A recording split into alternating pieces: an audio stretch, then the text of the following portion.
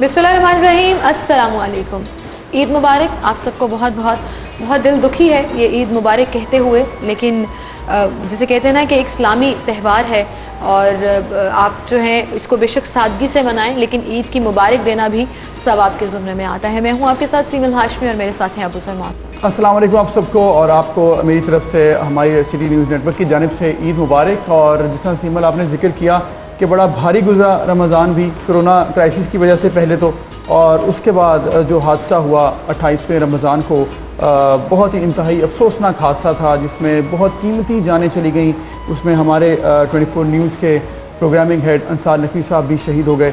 तो हम उनके लिए दुआ करते हैं और इसके साथ साथ उनकी तमाम फैमिली को सब्र आए ये भी दुआ करेंगे। जितने भी इस हादसे में शहीद हुए उनकी फैमिलीज़ के लिए भी हम दुआ करते हैं। बिल्कुल। और कितनों की ईदें उजड़ गई, कितनों की दुनिया वीरान हो गई, लेकिन हम सब क्या कर सकते हैं? सिर्फ दुआ कर सकते हैं कि अल्लाह ताला जाने वालों के दर्जात बुलंद करे और जो फैमिलीज पीछे रह गई हैं उनको सब्र जमील अता करे। आमीन। लेकिन वो एक सेइंग जिसको मैं आज सारे रास्ते सोचती हुई आई, जो कहा जाता है the show must go on, क्यों कहा जाता है? आज रियलाइज़ हो रहा है कि ज़िंदगी चलती रहती है, सब चीज़ें चलती रहती हैं, जाने वाले सिर्फ चले जाते हैं। खैर, प्रोग्राम का सिलसिला हम आगे बढ़ाएंगे। कोरोना के हवाले से ऑलरेडी बहुत सी परेशानियाँ, बहुत से प्रॉब्लम्स जो हैं, वो चाहे इकनॉमिकली हैं, वो चाहे घर के फाइनेंशियली हैं, वो चाहे खुराक के हवाले से हैं, वो चाहे राशन के हवाले से हैं, बहुत से लोग मुख्तलिफ स्टेजेस पर उस चीज़ को फेस कर रहे हैं। तो वैसे ही ये ईद बहुत सादगी से मनाई जाना थी, लेकिन ऐसे में जो लोग आपके लिए खिदमत के लिए मामूर हैं वो किसी भी ज़ुमरे में हो सकते हैं। वो जर्नलिस्ट भी हो सकते हैं, वो डॉक्टर्स भी हो सकते हैं, वो किसी फोर्सेस हैं, आर्म फोर्सेस हैं, वो किसी NGO से रिलेटेड भी हो सकते हैं, जो लोगों का दर्द रखते हैं और इंसानियत के लिए काम कर रहे हैं। बिल्कुल ठीक, बिल्कुल ठीक।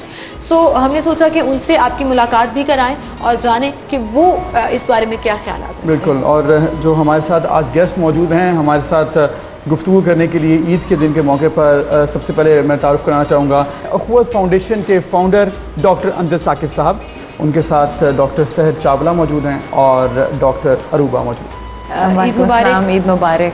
दिल बहुत दुखी है। बिल्कुल। डॉक्टर साहब आपसे शुरू करेंगे डॉक्टर अमजद, लेकिन ऐसे मौका पर वो जो जैसे मैं भी बोल रही थी कि ज़िंदगी तो बस चलती रहती है, क्या कहना चाहेंगे आप? ये ईद बहुत ऐसा ही है। देखें, ज़िंदगी अपनी तमाम तर दुख के बावजूद आगे बढ़ती है। बेशक मायूसियाँ भी आती हैं, कुछ अलमनाक लम्हे भी आते हैं, हम अपने अजीज़ों को खो देते हैं, लेकिन बहरहाल एक नया लम्हा हमारा मुंतज़र होता है। सही बात। ज़िंदगी ने तो आगे चलना है। सदमा है, फिर वक्त के साथ साथ वो जो ज़ख्म है वो मुंदमिल भी होने लगते हैं। अल्लाह ताला जो है वो हिम्मत भी देता है सदमे को बर्दाश्त करने की। तो ये ऐसा ही सिलसिला है कि इसके बारे में कुछ कहा नहीं जा सकता। जितने ये जो हादसा हुआ है जो 2 दिन पहले, इसमें बहुत से लोगों को मैं जानता था, लेकिन 2 इनमें से लोग ऐसे थे जिनको मैं बहुत करीब से जानता था। और उसमें इत्तेफाक देखें कि एक अल्लाह के पास पहुंच गए और एक बच गए। अच्छा। मेरा इशारा ज़फ़र मसूद साहब की तरफ है, जो बैंक ऑफ पंजाब के प्रेसिडेंट हैं। जी। उनको मैंने 2-3 घंटे की मेरी तफसीली मुलाकात हुई चंद दिन पहले, तो मैंने उनको ज़िंदगी से भरपूर पाया और अल्लाह ताला ने उनसे कुछ काम लेना है तो उनको ज़िंदगी दे दी। और मौतजादी तौर पर सिर्फ 2 जानें जो हैं अल्लाह ताला ने बचाई हैं। और वाकई आपकी बात बिल्कुल ठीक है कि बहुत ही मैं तो बड़ा शुक्र अदा करता हूँ कि जहाँ बाकियों के दर्जात की बुलंदी के लिए दुआ की जाती है। और दूसरे साहब वो खालिद शेरदिल, वो हमारे सिविल सर्विस के, तो वो मेरे जूनियर थे। Such a brilliant person he was. बहुत I got a ज़्यादा chance to interview him once. उनकी मतलब खूबसूरत, नौजवान और एक आइडियलिज्म वाले, एक बेहतरीन एंटरप्रेन्योरियल माइंडसेट और बेपनाह खूबियाँ थी। उनके वालिद भी सिविल सर्वेंट थे। और वो चीफ सेक्रेटरी रहे पंजाब के, और मुझे उनके साथ काम करने का भी एजाज़ हासिल था। डॉक्टर अमजद, वो कहते हैं ना कि every person has got their own stories, पूरी फैमिलीज़ की स्टोरीज़। और उसके बाद जब ये हादसा हो जाता है, डॉक्टर अरूबा आपकी तरफ में आऊँगी, उसके बाद एक कड़ा इम्तिहान डॉक्टर्स का शुरू हो जाता है हॉस्पिटल्स में। बिल्कुल। Although it was in Karachi but still आपने देखा होगा अपनी लाइफ में भी बहुत से ऑलरेडी आप कोरोना क्राइसिस से निपट रहे हैं, ऑब्वियसली कोरोना क्राइसिस भी चल रहा है। What do you want to say about it, आप क्या कहना चाहेंगे? सिमल, इस चीज़ के ऊपर कहना, I think it's a feeling. आपके अंदर उस वक्त जो है ना एक जज्बा ज़्यादा जागता है टू हेल्प दोज पीपल कि आप जितना मैक्सिमम कर सकें। बिकॉज ऑफ कोर्स खुदा ना खास्ता जब बहुत साल पहले की बात है, लाहौर में भी ब्लास्ट भी हुए थे। ऐसे भी जब सिचुएशंस होती हैं तो आपकी इमरजेंसीज लग जाती हैं, हमारी छुट्टियां कैंसिल हो जाती हैं। और ऑफ कोर्स ईदों पे भी हम हॉस्पिटल में ही रहते हैं। और आज इस बार तो वैसे भी अलग एक सिस्टम था because of the corona patients, क्योंकि बहुत ज़्यादा एक तो एक दिन भी ऐसा नहीं आया जिस दिन ये ग्राफ जो है वो स्टेबल भी हुआ हो। It was just on rising. उसके बाद फिर जब लॉकडाउन रिलैक्सेशन भी हो गई उसके बाद तो ज़्यादा हो गया, उसके बाद से सिर्फ बढ़ रहा था। और उसके बाद ऐसी खबर जो जैसे बिल्कुल आपने बिल्कुल सही कहा इन योर इंट्रोडक्शन कि ईद जो है एक सुन्नत है। और हम लोग जब पूरे रमज़ान के रोज़े रखते हैं तो वी हैव टू बी, क्योंकि बहुत से ऐसे लोग हैं जो हमारे इस्लामिक त्यौहार है और हम बहुत से लोग हैं जो हमारे साथ रिलेटेड हैं, हम क्या कर रहे हैं, कैसे कर रहे हैं और उनका ख्याल कैसे कर रहे हैं। So it is one part of our life. But of course ये ईद बिल्कुल ही एक वैसे ही गैर रवायती थी, होने जा रही थी और उसके बाद अब तो बिल्कुल वजह से ज़्यादा हो गया, बहुत हैवी हार्ट के साथ। आपसे भी हम कॉन्वर्सेशन करेंगे। क्या कहना चाहेंगे आप इस ईद की मुनासिबत से? वैसे ही ओवरऑल मैं ये भी देख रही थी, ओवरऑल सोशल मीडिया के ऊपर भी ये बात चल रही थी कि 2020 अभी तक इतना भारी चल रहा है। वी नॉट द वंस जो ब्लेम करें फिगर्स को, नंबर्स को, ईयर्स को, बट एक फीलिंग आ रही है कि जब से ये स्टार्ट हुआ कोरोना की वजह से कितनी फैमिलीज़, कितनी लाखों लोग जो हैं वो मुतासर हुए, ना सिर्फ पाकिस्तान में, दुनिया भर में। और अब ये हादसा जिसकी दुनिया भर में अफसोस भी किया जा रहा है, मजम्मत भी किया जा रही है, लेकिन आप जितना मर्जी अफसोस कर लें आप उन फैमिलीज़ के दुख को अंडरस्टैंड नहीं कर सकते, आप नहीं उस तरह फील कर सकते। Being a person of faith, मैं इस सुपरस्टिशन से तो गुरेज करूँगी कि डिजिट्स भारी जा रहे हैं या ईयर भारी जा रहा है। जब ऐसा होता है कि खुदा न खास्ता हमारी फैमिली में कोई हादसा पेश आता है, कोई डेथ होती है या किसी हमसाए में कोई डेथ होती है, हम अपनी खुशियाँ टोन डाउन कर देते हैं। हाँ, ये एक फ़र्ज़ी खुशी है। तमाम उम्मत मुसलमान ने रोज़े रखे हैं, 30 दिन इबादत की है, ये ईद है और अल्लाह ताला इस ईद को मुबारक भी करे।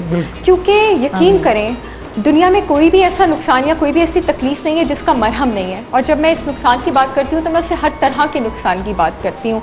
लेकिन ज़िंदा होने के लिए, ज़िंदगी का एहसास होने के लिए याद रखिए कि दर्द दिल के वास्ते पैदा किए इंसान को। अगर आपके अंदर दूसरों के दर्द का एहसास नहीं जागता ना, और उसके लिए आपको कोई फ्रंटलाइन प्रोफेशनल होने की ज़रूरत नहीं है। बिल्कुल, उसके लिए आपको किसी खास रिलीजन से भी ताल्लुक़ रखने की ज़रूरत नहीं है।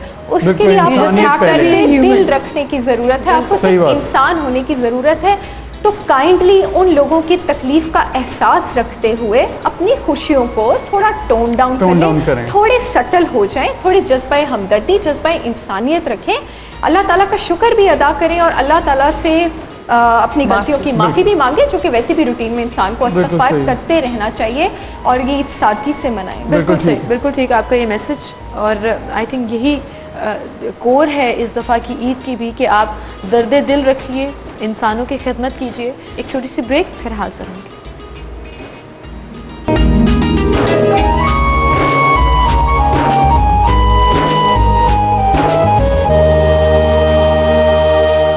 Welcome back. और जैसे कि हम बात कर रहे हैं, हमारे साथ गेस्ट मौजूद हैं, बहुत ही मौजूद डॉक्टर अमजद साकिब साहब, ख़ुव्वत फाउंडेशन के फाउंडर हैं। 2001 से सर ये आपकी ऑर्गेनाइजेशन काम कर रही है, पूरे पाकिस्तान की आपने खिदमत की। ये सफ़र बताइएगा पहले तो कैसे इसका आगाज़ हुआ, क्योंकि आप सिविल सर्विस में भी थे, फिर आपने रिज़ाइन भी कर दी, तो कैसे इस सफ़र का आगाज़ किया और अब तक कितनी अचीवमेंट्स हैं और आगे क्या इरादे हैं? देखिए, जब भी मैं पीछे वापस मुड़ के देखता हूँ तो सफ़र का हर जो संग मील है ना बिल्कुल वाज़े नज़र आता है। और अख़ुव्वत दरअसल इस मुआशरे की जो बेहतरीन सोच है ना उसकी नुमाइंदगी करती है। हमें याद रखना चाहिए कि कोई भी अदारा जो जब बनता है ना तो वो रिफ्लेक्शन होती है उस मुआशरे के तमाम अफराद की सोच की और उनकी नेकियों की। तो अख़ुव्वत का जब हमने काम शुरू किया, दोस्तों से बात की कि हम ये अदारा बनाना चाहते हैं, तो हर शख्स ने कहा कि इससे अच्छा काम क्या हो सकता है कि हम लोगों की खिदमत करें उनको भिखारी ना बनाएं, उनको कर्ज हसन दें, उनको सूद से बचाएं। ज़बरदस्त। और फिर ये सारी की सारी चीज़ें हमारी रवायत से जाके जुड़ती हैं, जिसका नाम मवाख़ात है। मवाख़ात के मानी है भाईचारा, यानी दोस्ती, रफ़ाकत, इसार और कुर्बानी। और ये नबी पाक सल्लल्लाहु अलैहि वसल्लम ने ये तसव्वुर हमें दिया कि एक शख्स जो खाता पीता है, अच्छे वसाइल रखता है, वो किसी ऐसे शख्स को अपना दोस्त बना ले जो ज़िंदगी में पीछे रह गया। तो इस दोस्ती की रिश्ते की वजह से वो जो पीछे रह गया वो आगे आ जाएगा। बिल्कुल ठीक है। तो सिंपल सा तसव्वुर है, कोई इसमें साइंस नहीं है, कोई इसमें फ़लसफ़ा नहीं है। तो 1400 साढ़े 1400 बरस पहले जब ये बात हुई तो हम कहते हैं कि आज भी हमारे माशरे में दो तरह के लोग हैं, हैव्स जिनके पास बहुत कुछ है, हैव नॉट्स जिनके पास वो कुछ नहीं है। तो अगर इधर से एक शख्स के साथ हाथ मिला ले तो वो एक बेहतर मुआशरा, सारी सोसाइटी ऊपर आ जाएगी, सारी सोसाइटी ऊपर आ सकती है। बिल्कुल, ये इसका बुनियादी तसव्वुर है। इसके लिए फिर हमने कहा कि ये मुआख़ात की मैनिफेस्टेशन कैसे होगी, अमली मुजाहरा कैसे होगा। जी। उसके लिए हमने कहा कि कर्ज़ हसन को हम अपनी हिकमत अमली बनाते हैं कि ये लोग कहें कि जी मैंने इधर से किसी शख्स को 10, 20, 50 हज़ार लाख रुपया देना है और उसे कहना है कि तुम अपनी मेहनत का रंग इसमें डालो और कारोबार करो, छोटा कारोबार शुरू कर सकते, छोटा कारोबार शुरू करो। और कारोबार के बारे में भी आपको इल्म है कि ये भी एक हदीस का मफहूम है कि 90% रिज़्क़ आपका कारोबार में है। बिल्कुल है। तो आप अपने आप को आजमाएं तो सही, बिल्कुल, आप एंटरप्रेन्योरियल एबिलिटीज़ का मुजाहरा तो करें। आई थिंक ये बड़ा इंपॉर्टेंट है लोगों को एम्पावर करना। जब आप अपना बिजनेस कोई सेटअप स्टार्ट करते हैं तो वो जो एम्पावर फीलिंग होती है वो खुद ब खुद आपकी एनर्जी को बूस्ट करके आपकी चीज़ों को और आपके पोटेंशियल को इन्हांस कर देती है। डॉक्टर साहब यहीं से हम कंटिन्यू भी करेंगे और स्पेशली कोरोना को भी इससे अटैच करेंगे कि इन द कोरोना सिनेरियो बहुत से ऐसे सफ़ेद पोश तबका जिनके छोटे कारोबार थे वो बहुत मुतासर हुए। तो उसके लिए अख़ुवत फाउंडेशन ने क्या किया, इस पर भी हम बात करेंगे। डॉक्टर अरूबा, आपकी तरफ में आऊँगी। Being a doctor is itself a proud for the family and for everybody, but obviously इसके challenges, so did you know कि ये सारे चैलेंजेस होंगे? फॉर एग्जांपल ईद पर छुट्टी नहीं है, आपको कभी भी ऑन कॉल बुलाया जा सकता है, कुछ भी सिनेरियो हो जाए। सबसे पहले हॉस्पिटल्स जब अलर्ट होते हैं तो डॉक्टर्स चाहे वो प्राइवेट सेटअप पे हों या गवर्नमेंट पे हों बुला लिए जाते हैं। So did you know all this challenges कि अब ये सब कुछ होगा? बिल्कुल पता था Seemal, my father is also doctor, बल्कि मेरी फैमिली में सब डॉक्टर्स हैं, मेरे नाना, मेरे मामू, माय ब्रदर इन लॉ। अच्छा, so you are one of those families जिनके बारे में कहा जाता है डॉक्टर दी फैमिली। बिल्कुल, सो वो हमने बचपन से ही देखा है और अपने फादर के साथ भी हमें पता है, हमने कभी बहस नहीं की, कभी जिद नहीं की कि आज ना जाएं, आप हमें टाइम नहीं देते हैं। जो चीज़ें बचपन से देखते आए हैं वही चीज़ अब हमारे अंदर भी है। और अल्हम्दुलिल्लाह मेरी मदर ऑफ कोर्स वो बेटी हैं, बहन है, बीवी हैं और अब मदर हैं of a doctor. So she knows how to compensate and how वो टाइम जो हमारे पास थोड़ा सा बचता है, she makes the most of it. So I think mothers और जो फीमेल्स ऑफ द हाउस होती हैं, जो हाउस मेकर्स होती हैं, उन पर डिपेंड करता है कि वो किस तरह पॉजिटिव रखती हैं घर के माहौल को। तो वो जो लिमिटेड टाइम है, चाहे from my father side, from my side, so she knows के एवरीथिंग इज प्लान्ड अकॉर्डिंगली। बिल्कुल, और ये बड़ा आप यूज्ड टू थी हमेशा से कि आपने डॉक्टर बनना है, बचपन से ही देखा था और ये बड़ी बात है कि जो सोचा वो हो भी जाए। अच्छा, मुझे देखें एक डॉक्टर ऊपर से इतनी प्यारी माशाल्लाह ये दो जो कहते हैं ना कि दो क्वालिटीज एक साथ आ गई, तो ये that makes you special as well. और हमारी एक और बहुत ही प्यारी सी सहर साहब हमारे साथ मौजूद हैं, डॉक्टर सहर, तो उनको भी हम शामिल गुफ्तगू करेंगे। डॉक्टर साहब, ये ईद एक तो वैसे ही सादगी से है, बट चैलेंजेस होते हैं हर दफ़ा कुछ ना कुछ टाइम्स। आप तो माशाल्लाह बड़ी मोटिवेशनल स्पीकर भी हैं और बड़ा बिजी भी रहती हैं। So how do you manage, specially Eid days पर छुट्टी मिल जाती है, घर पर होती हैं या यू वर्किंग ऑन दैट, जैसे आज आप यहाँ पर हैं? मैं एक बात की बहुत तबलीग करती हूँ। मैं जेंडर रोल्स में बिलीव करती हूँ। देर आर सम रोल्स जो कि एक औरत के लिए मुख्तस हैं, देर आर फ्यू रोल्स जो कि एक मर्द के लिए मुख्तस हैं। तो मेरा ऐसा मानना है कि एक कामयाब खातून वो होती हैं जो कि प्रोफेशनल घर से बाहर होती हैं और घर के अंदर वो प्रोफेशनल नहीं होती हैं। घर के अंदर उनको अल्लाह ताला की तरफ से जो भी डेजिग्नेशन असाइंड है, चाहे वो माँ की डेजिग्नेशन है, बेटी की डेजिग्नेशन है, बहन की डेजिग्नेशन है, बीवी की डेजिग्नेशन है, अगर घर के अंदर वो सिर्फ अपनी डेजिग्नेशन वाला रोल प्ले करती हैं और अपनी प्रोफेशनल रोल प्ले नहीं करती हैं तो वो कामयाब हैं। तो I think I wrapped my answer in this simple foil कि घर के अंदर मैं सिर्फ घर की डेजिग्नेशन प्ले करती हूँ। So this makes things very easy for me. आपने एडवाइस तो आपने बड़ी अच्छी दी और बात भी आपने बड़ी सही की लेकिन साथ चूँकि आज ईद का दिन है और लोग आज घरों पे ना पकवान नए नए तैयार करेंगे, पूरा रमज़ान अपने बड़े बोझ लेके अब आज ईद का स्टार्ट उन्होंने किया होना है, तो थोड़ा एडवाइस कर दें कि ईद के दिन किस तरह से एकदम वापस रूटीन में आ रहे होते हैं तो कैसे आना चाहिए? अच्छा, ये मज़े की बात है कि हमारे लास्ट टॉपिक से कोरिलेट भी कर, इंसुलिन पे काफ़ी कसीदा पड़ा था मैंने लास्ट टाइम। जी। सो मैंने आपको ये बताया था ऑडियंसेस को कि इंसुलिन के लेवल्स बिल्कुल ड्रॉप कर जाते हैं रमज़ान में। अब हमारी बॉडी को आदत नहीं है 12-14 घंटे से पहले खाना कंज्यूम करने की, तो खुदारा अपने 3 टाइम की मील पर या अपने 5 या 6 टाइम की मील पर स्लोली और ग्रेजुअली आए। और उसका आसान तरीका ये है कि नेक्स्ट 1 महीने के लिए इंटरमिटेंट फास्टिंग हफ्ते में 3 बार प्रैक्टिस करें। अच्छा। इससे आपकी यानी रोज़ा हफ्ते में 3 बार रखें, to put it into simple words. इससे जो आपका मेटाबॉलिज्म और डाइजेस्टिव सिस्टम है वो अपसेट नहीं होगा और एकदम से 3 बड़ी मुश्किल टास्क दे दी वैसे आपने, लोगों ने रोजे 3 रमज़ान रखने, उसके बाद फिर हफ्ते में 3 दिन। अभी वैसे शवाल के रोजे भी इसीलिए आते हैं साथ साथ। तो this is very easy, this is very healthy. रोजा इसलिए कहा जाता है कि आपके जिस्म की ज़कात है, it's very healthy for your. आपको सहरी जरूर करनी है, ये एक चीज आती है जो लोग 8 पैरा रोजा रख लेते हैं, 8 पैरा रोजा रख लेते हैं, पानी के ग्लास से रख लेते हैं, वो नहीं सही होता। कुछ ना कुछ सहरी में डाइटिंग जरूर कॉन्शियस बहुत ज्यादा ना, कुछ खवातीन में ऐसी ना, मतलब मेरी वाइफ है वो भी दरमियान में पानी पी के रख लिया, मैंने कहा ये हेल्दी चीज नहीं है, सहरी करनी चाहिए, बिल्कुल भी हेल्दी नहीं है। पानी पी के रोजा इफ्तारी में जो हमने एक अपना वो बना लिया कि फर्ज है जितनी फ्राइड ऑयल से पकौड़े खाने हैं, दैट इज नॉट नेसेसरी। बेशक डिनर सिंपल करें, डायरेक्ट डिनर कर लें, एक छोटा सा कर लें, मील लें। और लोगों ने ना उल्टा साइकिल बना के, वो आई डोंट नो साइकोलॉजिकल है या क्या, कि रात भर खाते रहो और सहरी में कुछ सहरी जरूर करें क्योंकि आपने सारा दिन गुजारना है। चलिए आगे के रमज़ान में ये टिप जो है ना वो बड़ी कारआमद साबित होगी। डॉक्टर अमजद, आपको हम शामिल करेंगे। और ये जो अभी हम बात कर रहे थे कि एक तो लोगों की जनरली बात कर रहे थे, लेकिन इस रमज़ान में ख़ास तौर पर एक बहुत बड़ा चैलेंज था आप जैसी फाउंडेशंस के लिए, आप जैसी NGOs के लिए, जहाँ लोगों को राशन पहुँचाना था, लोगों के घरों में खाना प्रोवाइड करना था। हम सबकी एक कॉमन दुआ बन गई हुई थी कि अल्लाह ताला कोई भूखा ना सोए, अपने घर में कोई भूखा ना सोए। और आप जैसे हीरोज़ हैं जो एक्चुअली काम कर रहे थे इस चीज़ को मेक श्योर करने के लिए। कितना बड़ा चैलेंज है ये तो बहुत बड़ी बात कही आपने कि हम में से हर शख्स के अंदर अगर ये इरादा और अज़्म और जज्बा आ जाए कि कोई और शख्स भूखा ना रहे तो फिर तो सारे मसाइल ख़त्म हो जाएंगे। तो हमने भी जब कोरोना का आगाज़ हुआ तो हमने भी यही कहा कि सिर्फ हुकूमत ये काम नहीं कर सकती, सिर्फ NGOs ये काम नहीं कर सकती, जब तक कि हर शख्स अपनी ज़िम्मेदारी महसूस ना करे। तो हमने एक थोड़ी सी तहरीक शुरू करने की कोशिश की कि हमसाया अपने हमसाए का ख्याल रखे। हर शख्स का कोई ना कोई तो हमसाया है। बिल्कुल। अगर हम हमसाए का ख्याल रखे, वो देख ले, पूछ ले कि उसके घर में आज खाना है या नहीं। एंड डॉक्टर साहब, दैट्स अनदर दीनी फरीज़ा। जी बिल्कुल। उसके बाद हमसाए का ख्याल रख रहे हैं, अपने रिश्तेदारों का ख्याल रख रहे हैं, हमसाएगी के जो हुकूक हैं वो कितने बड़े हुकूक हैं। तो एक तो इससे हमारे काम का आगाज़ हुआ, हमने कहा कि हमसाए को हमसाए का, महल्लेदारों को महल्लेदारों का, और फिर अगर एक महल्ला किसी शहर में उमरा पर मुश्तमिल है तो उसके साथ एक कच्ची बस्ती भी तो है, तो वहाँ पर जाएँ, वहाँ पर जाकर इसी मोहब्बत का, इसी ईसार का मुजाहरा करें। तो इस तरीके से हमने ये काम शुरू किया। फिर उसके बाद अल्हम्दुलिल्लाह बहुत से लोगों ने हमें वसाइल फराहम करना शुरू कर दिए, जिससे हमने खाना पकाकर घरों में दहलीज तक ले जाने का काम शुरू किया। फिर हमने खाने के बाद राशन बैग्स, जिसमें 3 से 4 हफ्तों का खाना होता था, वो बनाना शुरू किया, वो पेश करने शुरू कर दिए।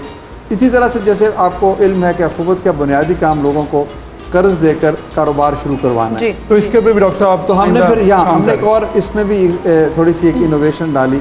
हमने कहा कि वो लोग जिनके कारोबार बंद हो गए हैं और वो राशन बैग लेने के लिए लाइन में लगना नहीं चाहते, तो उनको हम थोड़ा सा कर्ज दे दें। डॉक्टर साहब, ये मेरे ख्याल में ये जो आपकी काविशें हैं, इंसानियती खिदमत जिस तरह से आप कर रहे हैं, अल्लाह ताला आपको और कामयाब करे। इस पर हमने मज़ीद भी बात करनी है कि किस तरह से लोगों ने आपको रिस्पॉन्ड किया ड्यूरिंग रमज़ान और कोरोना क्राइसिस, इस पर भी हमने बात करनी है एक ब्रेक के बाद। नाज़रीन, एक ब्रेक लेते हैं, फिर मिलते हैं।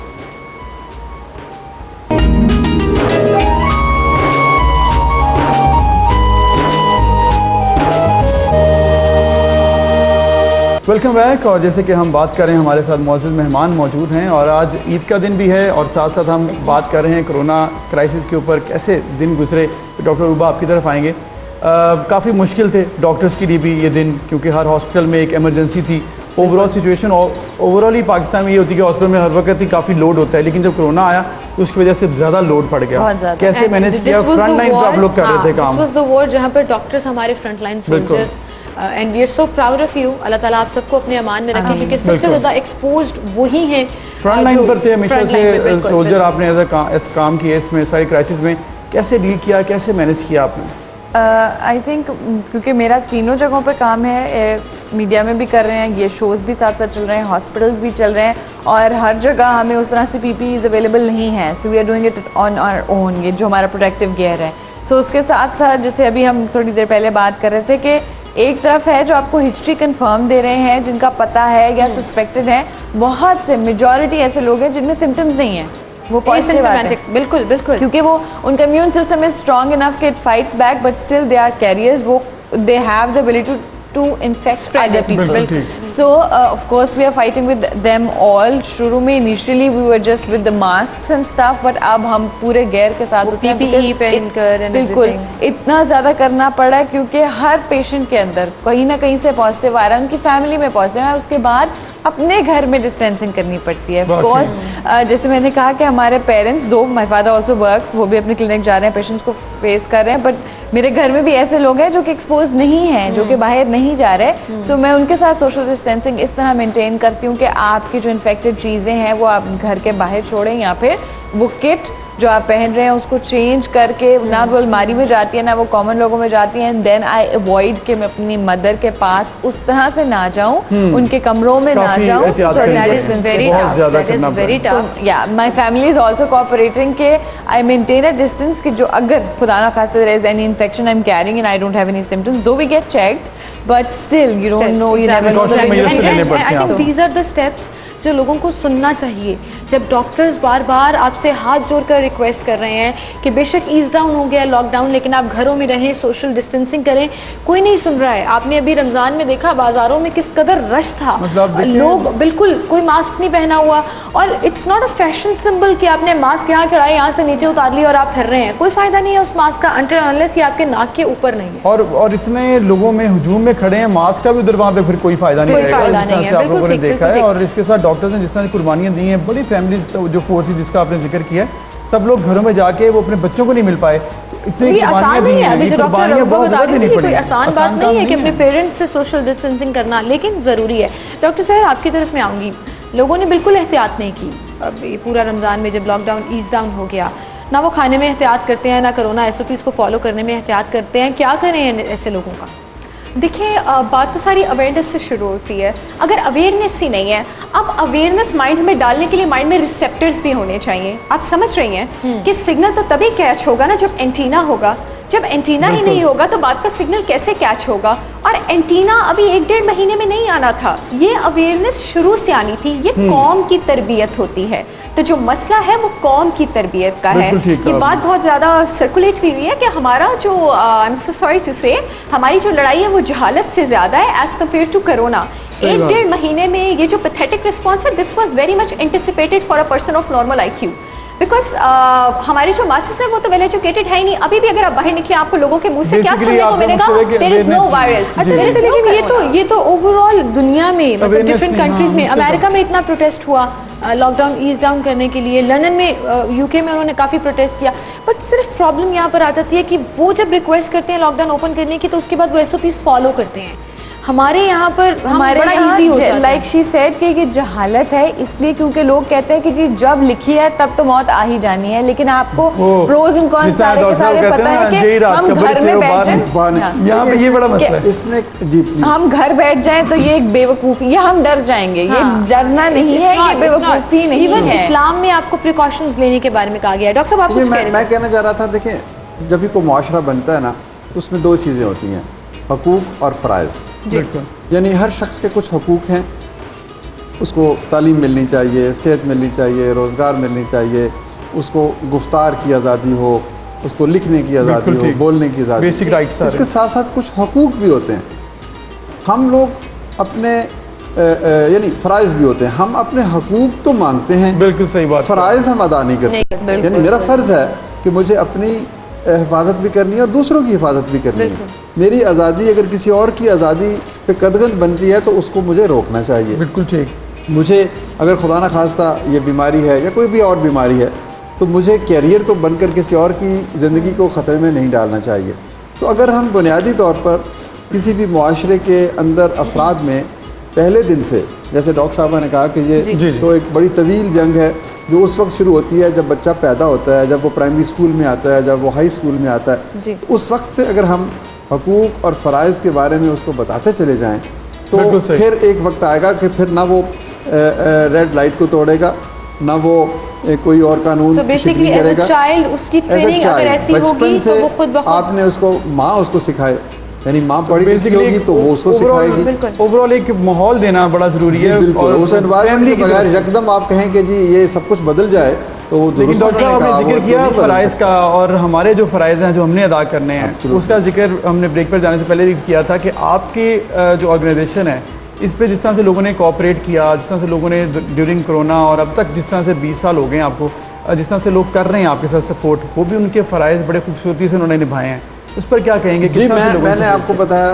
पहले गुफ्तगू के दौरान मैंने आपसे अर्ज़ किया कि मुझे इस कदर खुशगवार एक एहसास हुआ कि हमारी कौम ने किस तरीके से रिस्पॉन्स किया है इसके ऊपर। यानी उन्होंने, यकीन कीजिए, ऐसी ऐसी कहानियाँ आई हैं देने वालों की तरफ से भी और लेने वालों की तरफ से भी। देने वालों की तरफ से तो मैं आपको कहूँगा कि लोगों ने बेपनाह जेनरोसिटी का मुजाहरा किया। और अच्छा, फिर आपने सुना प्लेटफॉर्म जो ट्रांसपेरेंट उन्होंने क्रेडिबल है। अच्छा, दूसरी बात मैं देने वालों लेने वालों की भी बात करना चाहता हूँ। आमतौर पर ये तासर दिया गया जी कि लोगों ने राशन बैग 2-2 4-4 इकट्ठे करके बेचना शुरू कर दिया। शायद ऐसे हुआ होगा। मैं आपको सिर्फ एक बात बताऊंगा, एक कहानी छोटी सी। जी। हम राशन बैग लेकर गए कि कोई कबूल कर ले, तो एक बस्ती में एक टूटा फूटा घर, टूटा फूटा दरवाज़ा और बाहर एक उम्र रसीदा शख्स बैठा हुआ, उसके हाथ में एक वो जो असा डंडा, तो उसको हमारे दोस्तों ने वो पेश किया बड़ी मोहब्बत के साथ। तो आपको हैरत होगी, उसने कहा कि बेटा ये तो मुझे कल को दे गया है, सुभान अल्लाह, वाह। ये किसी और को दे दो जिसको ज़रूरत है। अब किसी को नहीं इल्म था कि कल को उसको कुछ मिला है या नहीं मिला, उसके घर से लगता है कि इसको अभी भी ज़रूरत है और ये ख़त्म हो जाएगा फिर ज़रूरत पड़ेगी।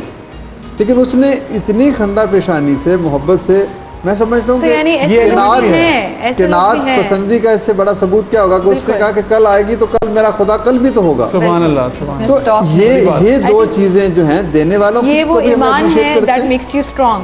हम जो है ना अपनी कौम को हर वक्त ये कहते हैं जी इन्होंने ये कर दिया, नेगेटिविटी ज़्यादा फैलाते हैं। अब ये मिसाल भी तो हमें देखनी चाहिए, और ऐसी एक नहीं हज़ारों लोगों ने अपने मुंह से जो नवाला निकाल के किसी को दिया। बिल्कुल, तो हर एक ने अपनी अपनी कैपेसिटी में बहुत काम किया है और आगे भी अल्लाह करे इंशाल्लाह। मुझे तो आपकी ईद की खुशियों में ना ये जो मंजर है ना, ये मेरी खुशी को दोबाला करता है। डॉक्टर अरूबा, वन लाइनर, कोई एक मैसेज जो आप ईद डे पर पाकिस्तानी आवाम के लिए देना चाहें वो क्या होगा? करंट सिचुएशन की अगर बात करूं तो उसमें यही कहूँगी कि अपना ख्याल नहीं करना तो दूसरों का ख्याल करें। अगर हम मास्क की बात करें तो ज़रूरी नहीं है कि वो आपके अपने लिए है, अपने इर्द गिर्द के लोगों का करें, क्योंकि उनके घरों में बहुत से ऐसे लोग हैं जो इम्यूनो कॉम्प्रोमाइज़ है किसी भी वजह से। और ये कि दूसरों का ख्याल, ईद पे खास कर ये हमें जज्बा दिया गया, और इस ईद पे हमें ख़ास तौर पे इसलिए एहसास है we ourselves are locked down. हम मनाना चाहते हैं लेकिन हम मना नहीं सकते, तो उन लोगों का ख्याल करें जो सारी ज़िंदगी किसी न किसी वजह से में और जिनके लिए काफ़ी मसाइल हैं। बिल्कुल डॉक्टर सर, आप वन लाइनर मैसेज। मैं कंपैशन की प्रीचर हूँ। मैं ये कहूँगी अपनी एक नई डेफिनेशन बनाएं, और तमाम आलमी इंसानियत की डेफिनेशन ये है कि हम सब अल्लाह ताला की मखलूक के खादिम हैं। और जब हम अपने आप को इस तरह डिफ़ाइन करेंगे कि मैं अल्लाह की मखलूक का खादिम हूँ, तो हमारा फंक्शन और हमारा मकसद डिफ़ाइन हो जाएगा। ज़बरदस्त। डॉक्टर साहब, आप प्लीज़ हमारे नाज़रीन के लिए कोई मैसेज, कोई पैगाम या कोई एडवाइस। दोनों माशाल्लाह डॉक्टर साहबान ने बड़ी खूबसूरत बातें कर दी। इन्होंने कहा कि दूसरों के लिए जज्बे का इजहार करना चाहिए और कंपैशन को रीडिफाइन करें। दैट्स एक्सट्रीमली बड़ा एक अहम बात है कि इंट्रोस्पेक्शन करें, हम अपने अंदर झांकें। खूबसूरत मुझे खुदा ने क्यों बनाया, या मुझ पर इतनी रहमतें का जो नज़ूल हुआ, जो मुझे इनाम मिले वो क्यों मिले। बिल्कुल, सिर्फ एक लम्हा तो हम सोच लेना कि क्या ये मेरा राइट है।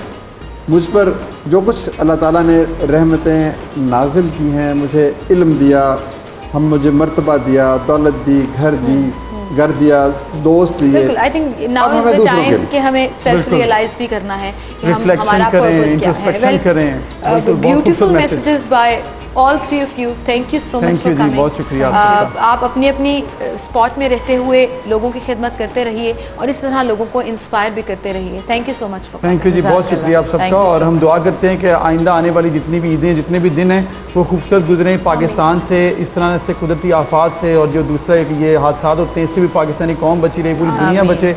हम सबको मिलकर दुआ करनी चाहिए अपनी खैरियत के लिए, अपने मुल्क की खैरियत के लिए। बिल्कुल, फिर मुलाकात होगी आपसे, अपना ख्याल रखिए।